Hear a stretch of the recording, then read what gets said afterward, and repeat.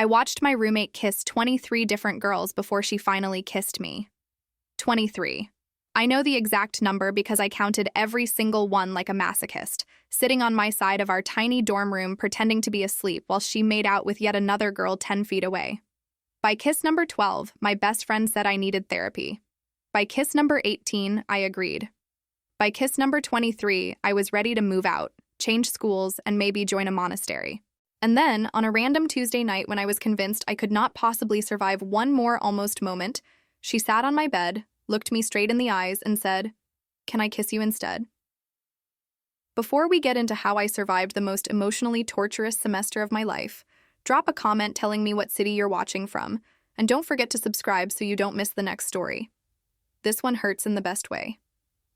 My name is Hannah Park. I'm 19, and this is the story of my freshman year college roommate, Zoe Martinez, the girl of my dreams, my daily nightmare, and the reason I know exactly how many girls you can watch your crush kiss before you either confess your feelings or spontaneously combust. Move-in day, August. I arrived at Redwood University with 2 suitcases, an anxious mother, and a carefully curated playlist for my new chapter moment. I was assigned to room 317 in Hawthorne Hall, a co-ed dorm with thin walls, shared bathrooms, and the kind of fluorescent lighting that made everyone look like they hadn't slept in days. When I opened the door, she was already there. Zoe, standing on her bed in ripped jeans and an oversized band tee, pinning fairy lights above her head, dark curls piled in a messy bun, tanned arms flexing as she stretched. She turned when she heard the door. "Oh, hey," she said, smiling like we'd known each other for years instead of 3 seconds. "You must be Hannah. I'm Zoe. Do you want the bed by the window, or is that a you'll resent me forever kind of thing?" It took my brain a full 3 seconds to catch up because, frankly, she was stupidly beautiful. Warm brown eyes, dimple when she smiled, a silver ring through her nose that should have looked intimidating but just made her unfairly hot. You can have the window," I managed. "I like walls." "Great start, Hannah," she laughed, not unkindly. "Walls are important. Good choice. Need help with your stuff?" She took one of my suitcases like it weighed nothing and set it on my bed. My mom immediately loved her, obviously. By the time my parents left, Zoe and I had already discovered we were in the same intro to psych class, that we both hated mornings, and that she was a sophomore who'd volunteered to room with a freshman because she liked watching baby gays come into their chaos era. "I'm not," I started, then stopped. I'd only come out to my best friend and one cousin. My plan had been to maybe come out to my roommate once I was sure she wouldn't hate me. Zoe just raised an eyebrow. "You're not what? Queer? Sweetheart, you color code your pens, and you flinched when my mom hugged you too long at orientation. I'm not judging. I'm just saying, very familiar vibes." I opened my mouth to deny it out of habit, then closed it. Something about her made me feel safe enough to be honest. "I'm bi," I said quietly, "but I haven't really done anything with anyone yet." "Cool," she said, like I'd just told her my favorite color. "Welcome to Hawthorne Hall. It's like queer summer camp, but with more homework.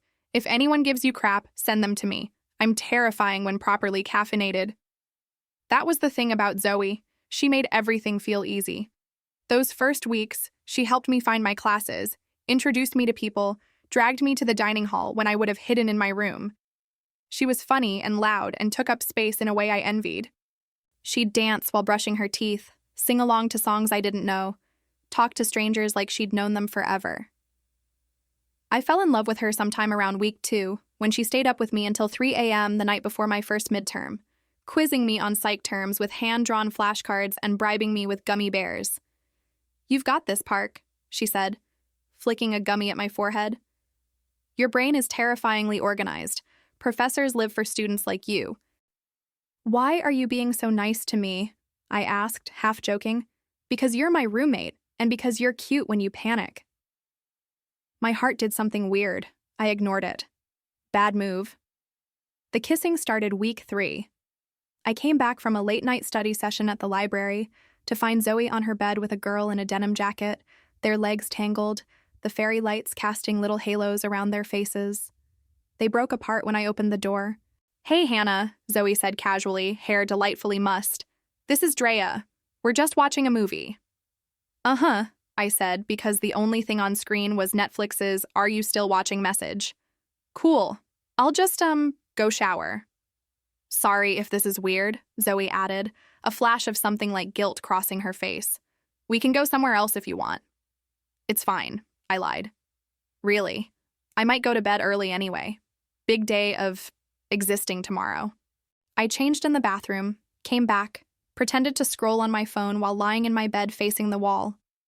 They kept it PG-13, mostly making out quietly. But the sounds, the soft laughter, the whispered jokes, the little gasps, felt like someone twisting a knife in my chest. That was kiss number 1. It didn't stop there. Zoe was, as it turned out, very popular. She wasn't a player exactly. She never promised anything she didn't mean. She was honest and kind and upfront about not wanting a relationship. But she was also hot and charming and very good at kissing, apparently, because there was always someone new interested. Week 4, girl number 2. A pink-haired art major who wore Doc Martens and left glitter on Zoe's neck. Week 5, girl number 3. A pre-med who fell asleep in Zoe's bed and snored adorably. By week 8, I'd counted 9 different girls. "You're torturing yourself," my best friend Priya said over FaceTime. "Move out. Ask for a room change." "I can't just move out," I protested. "That would hurt her feelings." "Her feelings?" "Hannah, she's making out with half the queer population of your campus 10 feet away from your bed. Meanwhile, you are in love with her." "I'm not," Priya gave me the look. "Please. You've been in love with her since the moment she handed you your suitcase and said walls are important." "Okay, maybe a little," I admitted. "But she's clearly not interested. She's dating all these cool, confident girls who know what they're doing. I'm just me. Have you considered telling her how you feel?" "And saying what?" "Hey, Zoe, I'm in love with you. Could you maybe stop kissing other people within earshot?" "Honestly, yes, say exactly that." "I can't." "Then you either learn to live with this or you transfer to another dorm. Those are your options." I picked option 4. Keep suffering and start a highly specific notes app list titled "Reasons I'm Going Straight to Gay Hell." The list included 1. Number of times I've helped her pick an outfit to kiss someone else in. 2. Number of times I've heard her say, "Dating is exhausting," while knowing I'd make it extremely unexhausting if given the chance. 3. Number of girls I've watched her kiss. 12, 13, 14. Around month 3, something shifted. Zoe started coming home earlier from dates. Sometimes she'd bail halfway through with a text. Date is mid, coming home to my favorite introvert.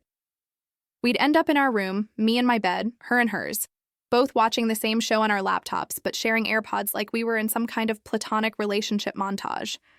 She stopped bringing girls over to our room as often, saying she didn't want to invade my space.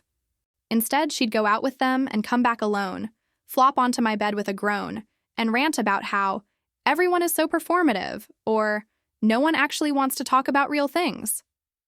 "What's a real thing?" I asked one night, closing my laptop. She rolled onto her back, staring at the ceiling. "Like, dreams? Fears? Why we're all pretending we know what we're doing when we're terrified. That kind of thing. I like talking about that stuff." "I know." She turned her head to look at me, eyes soft. "That's why you're my favorite."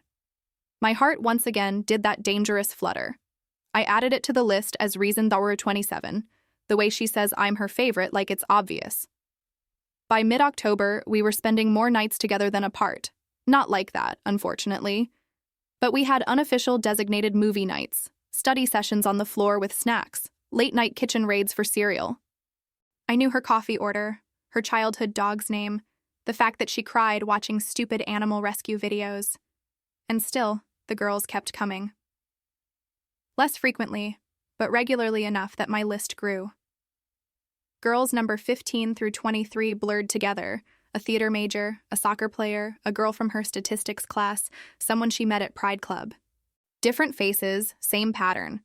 Zoe would get dressed up, ask my opinion on which shirt made her look hotter. I'd help her with her eyeliner. She'd leave smelling like vanilla and citrus, and I'd sit on my bed hugging a pillow, wondering what was wrong with me that she never looked at me like that. One night in November, she came back from a date unusually early. She closed the door gently behind her, not slamming it like usual, and just stood there for a minute. "That bad?" I asked. She kicked off her boots and flopped face down onto my bed instead of hers. That was new. She was great. Zoe's voice was muffled by my blanket. Smart, funny, pretty. "So why are you face-planting on my comforter?"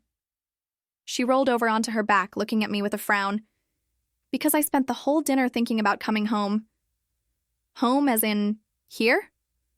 "Home as in you." Her eyes widened slightly, like she hadn't meant to say it that way. "I mean, like, hanging out with you?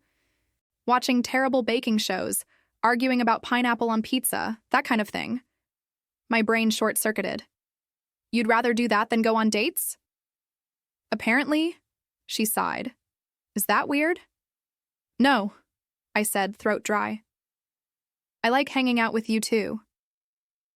Understatement of the century. After that, the dates became fewer and farther between. Zoe would get asked out, hesitate, then say she was too busy or not feeling it. Instead, we'd go for late-night walks, sharing a single pair of earbuds, or sit on the floor painting our nails while she told me stories about her disastrous high school relationships. "You ever had a crush this bad?" she asked once, swirling her brush in the nail polish bottle. "Define this bad." "Like, brain-consuming. Can't stop thinking about her bad." "Like you now?" I asked, trying to sound casual and failing. She looked at me oddly. "How do you know I mean her and not them?" "I assumed, statistically." "Yeah, okay, fair." She sighed. "But yeah, I think I might be in trouble." The rational part of me knew she wasn't talking about me. The delusional part wrote, "Reason Thauer 41.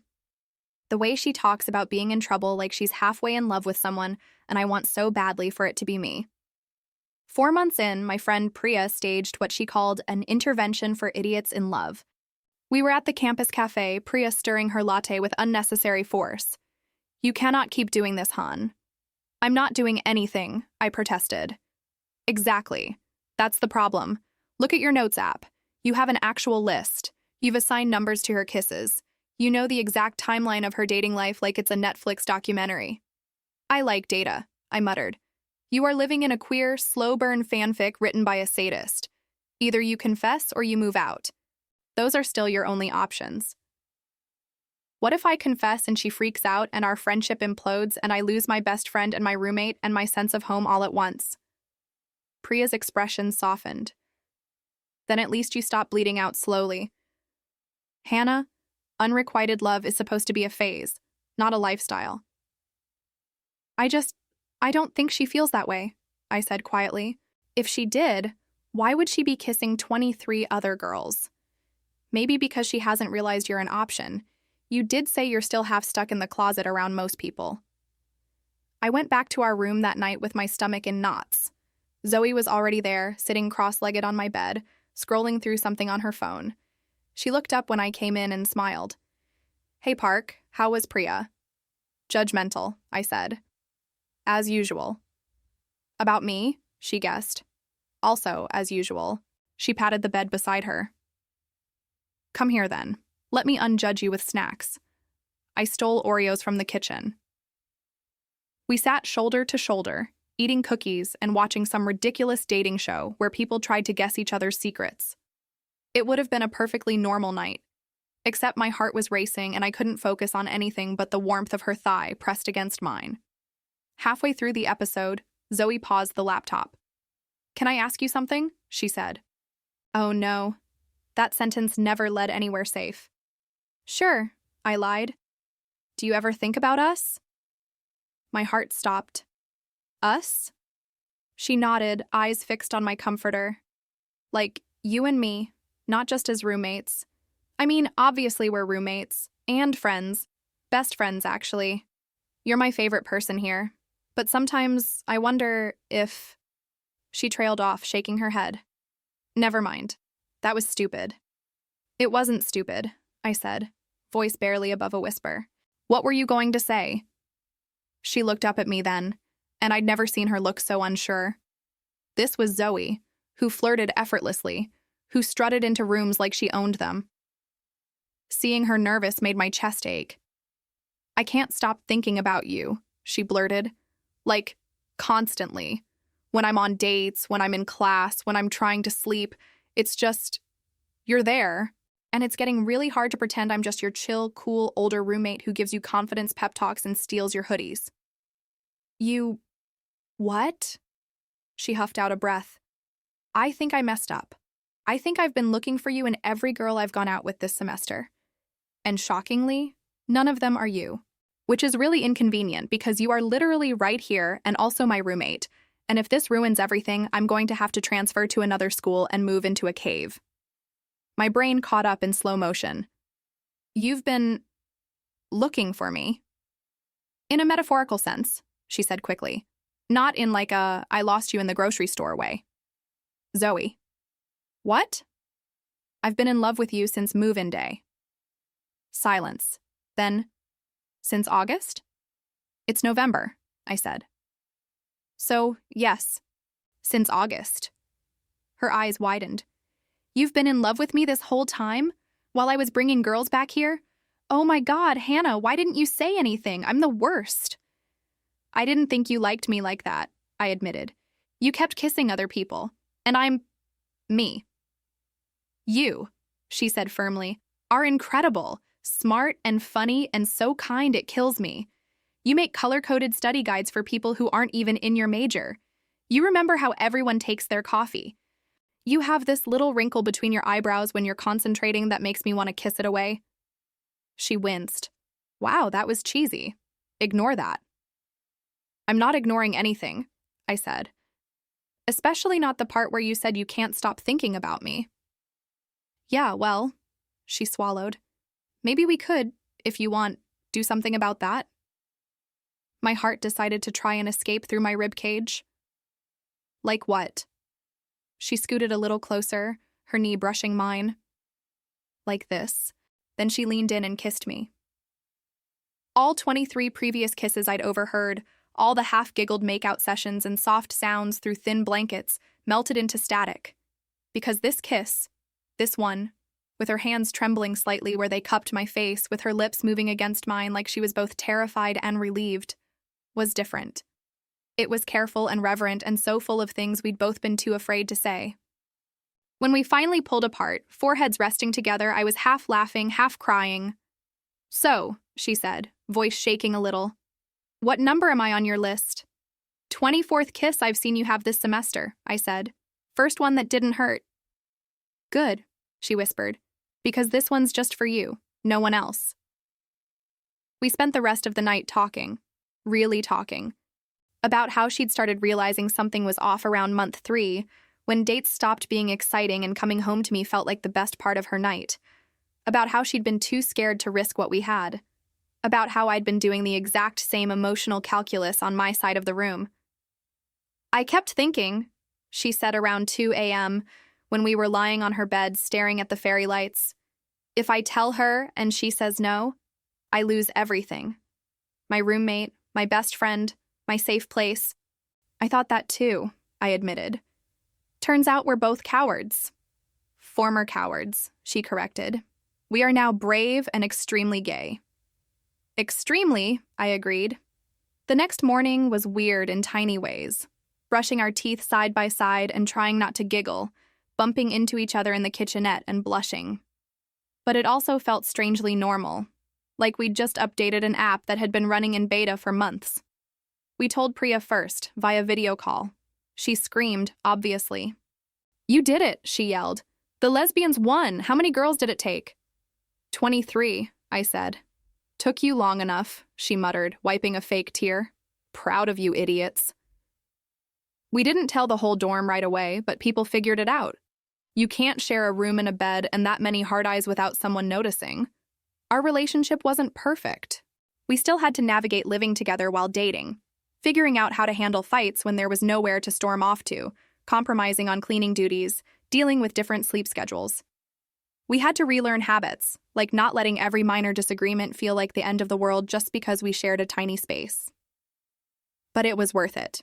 Every second of 6 months of quiet agony felt retroactively bearable when I got to wake up to Zoe's ridiculous bedhead and sleepy smile, to have her hand find mine under the table in the dining hall, to watch her kiss me. Me. Not girl number 24. Under our fairy lights. Now, a year later, we're living off campus in a slightly bigger room that still somehow feels too small for her personality. She still dances while brushing her teeth. I still color code my notes. We still have movie nights and cereal raids and late-night existential talks. The difference is, now I get to curl up against her when the credits roll. I watched my roommate kiss 23 girls before she finally kissed me.